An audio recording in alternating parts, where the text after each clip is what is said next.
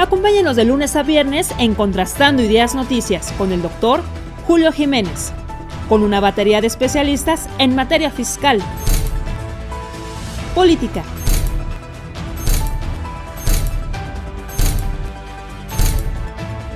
economía, finanzas, justicia, deportes y espectáculos. Acompáñenos a las 22 horas, tiempo del centro. Amigos, ¿qué tal? Muy buenas noches. Gracias por acompañarnos en la sección Los contrastes del mundo de la política fiscal, tributaria y sobre todo los derechos de los contribuyentes. Soy Julio Jiménez y como cada semana les agradezco su participación, su presencia, pero sobre todo su opinión en las redes sociales. Recuerden que estamos transmitiendo en Contrastando Ideas Noticias. Acompáñenos en todas las redes sociales y como cada semana contamos con la opinión, con el análisis, con el comentario y hasta la recomendación de voces autorizadas, de especialistas. Esta semana agradezco la participación, la presencia de un gran amigo, del doctor en Ciencias de lo Fiscal y contador público certificado, el doctor Rafael Arenas Hernández.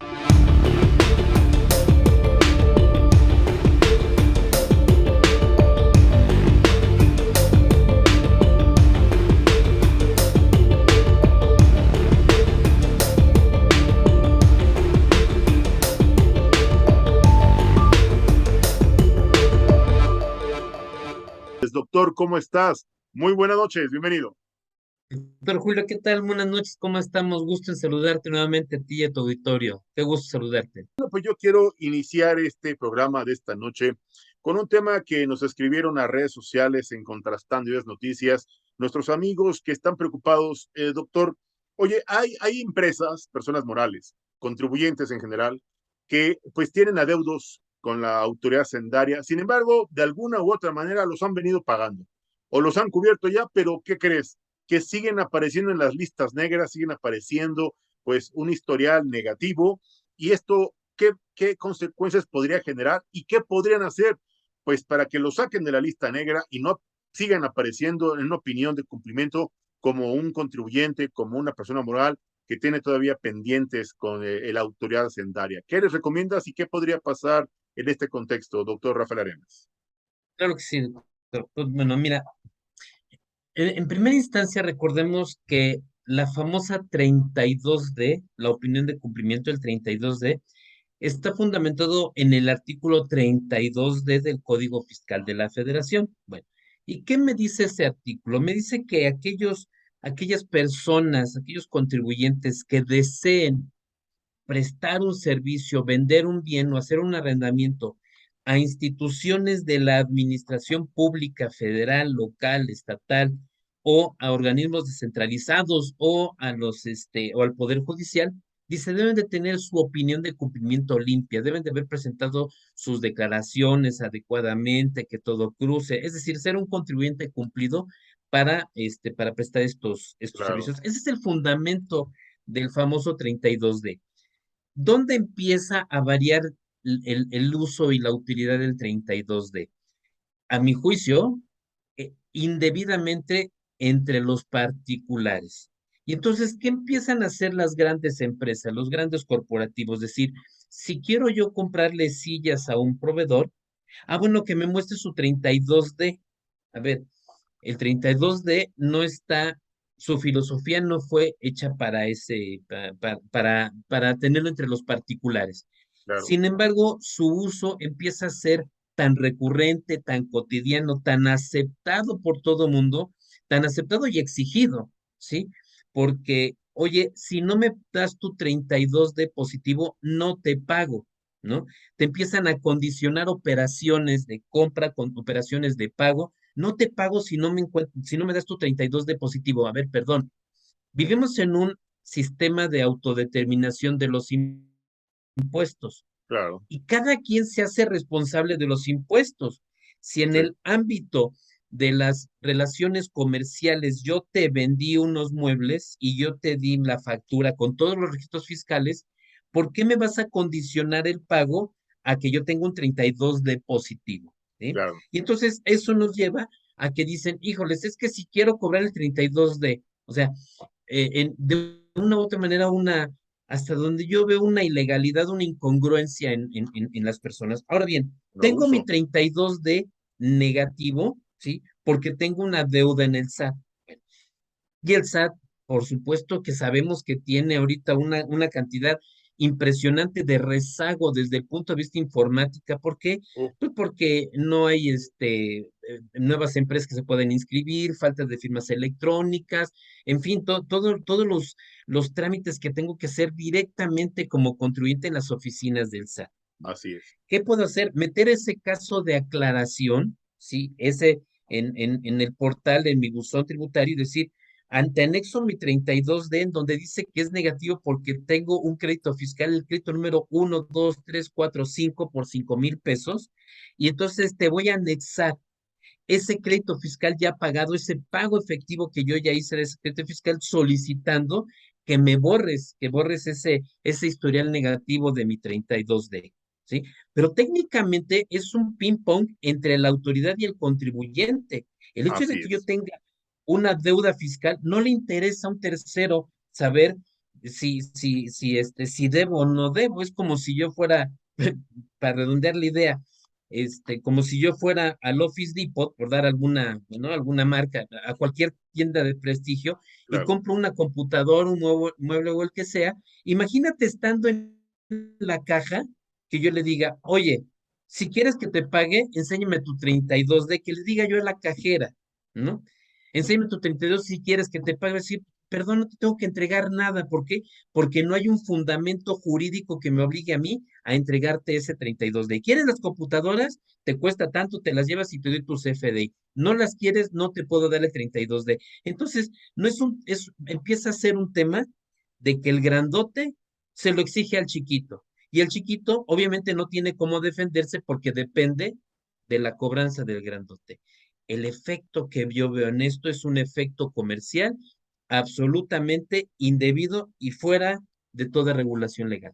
Claro, pues sin lugar a dudas es un tema que pues va a seguir generando polémica, va a seguir generando preocupación para los contribuyentes y va a seguir siendo parte de la política, pues yo diría de persecución, de terrorismo fiscal que este gobierno ha implementado, doctor.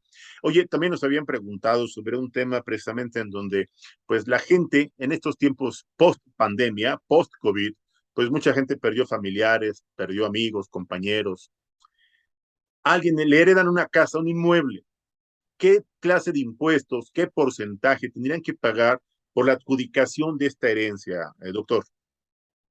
Claro que sí. Mira, la ley de impuesto a la renta prevé que los ingresos por herencias son exentos del impuesto, ¿sí?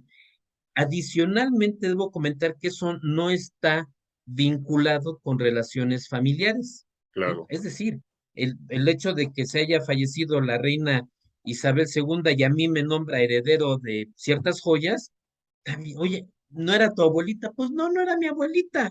Simplemente falleció, estamos en México.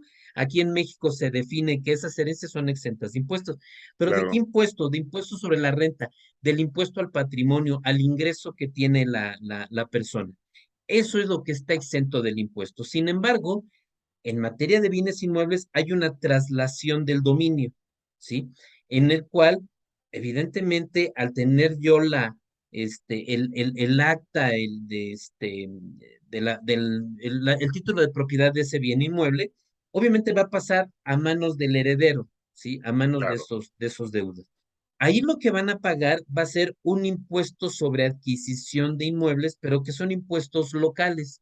Eso en el caso de la Ciudad de México, lo va a cobrar obviamente la Secretaría de Finanzas de la Ciudad de México, en donde obviamente, entre el trámite ante el notario, porque tiene que ser ante un notario, lo prevé el Código Civil, que cualquier traslación, cualquier adjudicación, cualquier transmisión de propiedad de un bien inmueble tiene que hacerse sí o sí con un fedatario público. Entonces, este fedatario público va a tomar todos los datos y antes de hacer esa adjudicación legal a nombre del beneficiario, bueno, va a verificar que estén pagados ciertos impuestos. Si no están claro, pagados, obviamente va a ser parte de lo que va a tener que pagar el beneficiario de ello.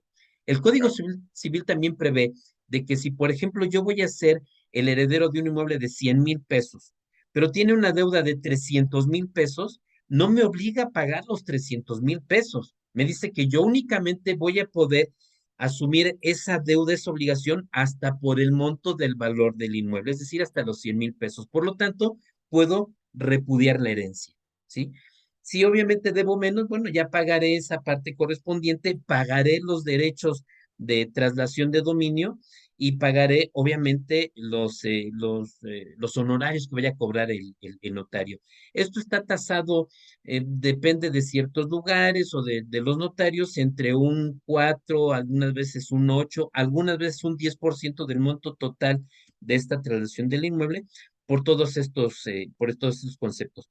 Pero impuesto sobre la renta como tal, ese impuesto al patrimonio, el impuesto al ingreso, ese no se paga, está exento del impuesto. Perfecto. A ver, hay un tema que también ha preocupado y ha generado interés. Hay gente que pues en sus declaraciones pues hace deducibles ciertos gastos de algunas actividades que no son propias del objeto social del contribuyente. Obviamente hay el interés de meter más gastos que pues pudieran, como antes, la vieja práctica, pues no pagar impuestos o pagar lo menos posible. ¿Qué consecuencias podría generar el pretender hacer deducibles determinados gastos que no tienen pues un estrecho vínculo o relación con el objeto social o actividad de cómo está dado de alta el contribuyente, ni pues obviamente no tendría nada que ver con su régimen? ¿Qué consecuencias podría generar esta acción, doctor? Claro que sí. Bueno, aquí lo primero que hay que ver es el entorno general. En Claro, el caso de las personas morales, obviamente van a tener sus deducciones que le llaman deducciones estructurales, las deducciones así es. autorizadas. Aquellas deducciones que están permitidas de acuerdo con su objeto social y que sean estrictamente indispensables para la actividad que realiza la entidad. Por supuesto, esto me va a servir para que yo pueda determinar un resultado fiscal. ¿Cuáles son estos requisitos? Estos requisitos en las personas morales dice que para que puedan ser deducibles dentro de todo el mundo de requisitos es adicionalmente estar debidamente registradas en contabilidad. El impuesto debe estar, el impuesto al valor agregado debe de estar perfectamente desglosado y también separadas las retenciones correspondientes. Y, por supuesto, acompañado del CFDI, en el caso del IVA, que estén debidamente pagadas, en fin, y que tengan que ver con mi actividad preponderante. En el caso de las personas físicas, hay que diferenciar que hay dos tipos de deducciones que tienen. Unas que son estas estructurales, estas deducciones autorizadas que pueden tener las personas. Es un carpintero, ¿no? Actividades empresariales que Claro, puede deducir la compra de madera, clavos, el resistol 5,000, en fin, todo lo que necesita, el pago de la renta, pago de herramientas, en fin, todo lo que necesita en su actividad empresarial. En claro, actividades profesionales llegan a estar un poco más acotadas. ¿Por qué? Porque no se dedican a la compra-venta de bienes, sino una prestación de servicios. Por lo tanto, están más acotadas esas deducciones y pueden hacer deducibles papelería, el, eh, el pago de la renta, teléfono celular, el uso del vehículo, casetas, gastos de viaje, todos aquellos gastos normales y naturales que necesita la persona. Y después, en las personas físicas están las deducciones personales. Estas deducciones personales están topadas con relación a los ingresos, ¿sí? Ya sea hasta el 15% de los ingresos que tenga o 5 veces la UMA elevado al año. Estas deducciones personales, ¿cuáles son? Gastos médicos normales, ¿no? Mi prima de seguro de gastos médicos mayores, gastos hospitalarios, gastos dentales, donativos, los pagos de cuotas escolares, que eso quiero aclarar que no es una deducción. Las cuotas ah, caray, escolares, los gastos escolares que tienen, son un beneficio que tienen de acuerdo con un decreto que se firmó por ahí en la época de Calderón, en donde dan la posibilidad de restar del resultado fiscal estas cuotas escolares hasta ciertos montos que parten desde 12 hasta 17,000 pesos. Estas deducciones personales en las personas físicas ya se encuentran precargadas. Entonces, muy difícilmente, y están precargadas porque por el uso del CFDI. Ese uso del CFDI dice gastos personales o gastos médicos, donativos. Entonces, en automático los precarga la declaración de las personas físicas porque va asociado el folio fiscal y el RFC del emisor. No así las deducciones autorizadas o las deducciones estructurales. Esas se encuentran asociadas a la actividad preponderante que tiene el contribuyente. Entonces, ¿qué sucede? Pues resulta que allí voy a hacer deducibles ciertos gastos que no son propios de mi actividad, ya sea como persona física o como persona moral. Bueno, a lo mejor cumplo con todos los requisitos, pero es una deducción que no me sirve al objeto social. Claro. Es decir, compro croquetas para perro, compro no sé, cualquier cosa que no necesite, pero que obviamente se encuentra la deducción perfectamente amparada por un CFD.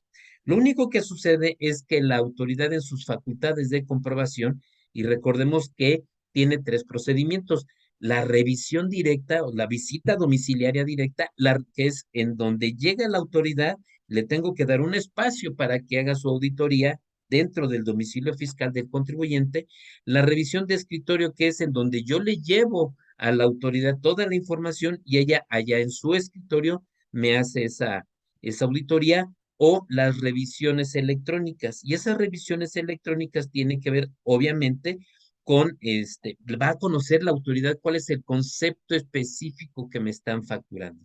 Entonces, cuando la autoridad en sus facultades de comprobación se da cuenta que hay una deducción indebida, lo único que hace es restarla, ¿no? Restarla del resultado fiscal, y voy a tener que pagar el impuesto correspondiente, ya sea impuesto sobre la renta o que pueda yo pagar el IVA. Tal cual una deducción indebida no me causa per se una multa. Ok. ¿Dónde viene la multa? En que yo estoy presentando mal una declaración, que yo estoy presentando datos incorrectos o datos indebidos, y ahí vienen las multas de fondo o las multas de forma. Oye, presentaste mal una declaración porque hiciste deducible 100 y debiste haberle puesto 90. Entonces me corriges la declaración, me pagas ese impuesto indebido y te voy a multar por haberme puesto un dato incorrecto. Me pusiste 90. Bueno, pues entonces va la multa de forma y va la multa de fondo. Y eso va, obviamente, dentro de sus facultades de comprobación, ¿sí? En función de todo el cúmulo de, de situaciones que haya encontrado la autoridad con el contribuyente. Entonces, ¿qué es lo recomendable? Evidentemente, ya la autoridad, a través de las facultades de comprobación, sobre todo en materia de revisiones electrónicas, pues antes de que yo registre un gasto, antes de que yo termine de pagarlo, ya la autoridad sabe cuál fue el motivo de ese gasto, ya sabe qué fue lo que yo compré, ya sabe qué fue lo que yo gasté, y va a ir asociando esas deducciones con el objeto social. Aquí hay que acotar algo adicional. Cada uno de los contribuyentes tiene una actividad económica, ¿sí? Claro. Y entonces, hoy por hoy, a partir de la reforma fiscal 2022, menciona la autoridad, el Código Fiscal de la Federación, que en donde visualice, donde vea, donde determine que un contribuyente tiene deducciones diferentes a la actividad económica, le va a cambiar al contribuyente la actividad económica, es decir, le va a dar más peso a las deducciones, ¿sí? Oh, Entonces, si yo me dedico a la venta de computadoras, pero resulta con que estoy comprando muchas croquetas para perro, ¿sí?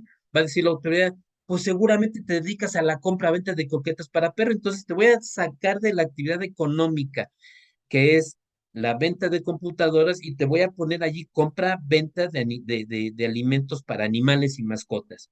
Y si no estás de acuerdo, entonces te acercas conmigo y me explicas por qué no te debo de cambiar la actividad, ¿sí? Te la cambio porque me di cuenta que el mundo de deducciones que tienes difiere de la actividad económica que tú originalmente me dijiste a qué te ibas a dedicar. Entonces, esa rayos. es una consecuencia también importante de tener deducciones indebidas. Totalmente de acuerdo, doctor. Bueno, pues la verdad es que el tiempo vuela y la verdad es que los temas, pues no se acaban, ya hay una lista interminable, ya te llegaron por ahí a tu WhatsApp como 8 o 9 propuestas de temas que me gustaría que platicáramos la próxima semana, que sería de gran utilidad que nos explicaras con esa facilidad con la que nos aclaras y nos respondes pues a preguntas que te formulamos, doctor. La verdad es que es un tema preocupante, un tema pues que sigue dividiendo y que sigue polarizando a la población económicamente activa, porque no todos quieren pagar, muchos quieren gozar de los beneficios que pues obviamente se cubren con nuestros impuestos, pero pocos tienen la cultura del pago y del cumplimiento de las obligaciones. Doctor Rafael Arenas Hernández, miembro de la Asociación Mexicana de Contadores Públicos, contador público certificado, doctor en ciencias de lo fiscal. No sabes cómo te agradezco esta valiosa participación. Te deseo un excelente inicio de semana y te mando un fuerte abrazo y queda la invitación abierta para la próxima semana, si me lo permites. Claro que sí, encantado, mi querido Julio, encantado de participar contigo y con todo gusto, los temas que pueda conocer y poder compartirlos con ustedes. Pues ya está en la antesala el tema de la ley de ingresos de la Federación, el paquete fiscal 2023, que también viene pues de alguna manera con interés importante. Es un año electoral, es un año en donde los recursos van a escasear y sin embargo el gobierno tiene una postura muy particular. Pero eso lo platicamos la próxima semana. ¿Qué te parece? Claro que sí, encantado, con todo gusto, mi querido Julio, muchas El gracias. doctor Rafael Arenas Hernández, aquí en Contrastando las Noticias. No le cambie, ya viene el arquitecto Adrián Alanís Quiñones para platicar del tema de la alianza. Va por México. ¿Qué va a pasar con este grupo de partidos que tal parece hoy están en la antesala del rompimiento político electoral? No le cambie, regresamos, vamos a un pequeño corte y seguimos aquí en Contrastando las Noticias. Regresamos.